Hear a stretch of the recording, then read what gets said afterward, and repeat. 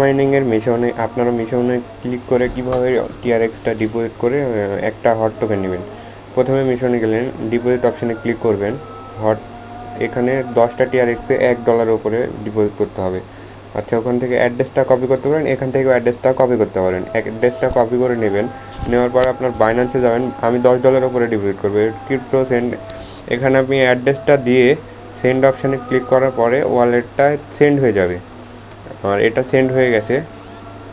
Send হওয়ার পরে এখানে আমি বলে রাখি $1 ওপরে 16 সেন্টের ওপরে কাটবে আর কি। এখানে দেখেন আমি পেয়ে গেছি, আমি $10 উপরে ডিপোজিট করছি।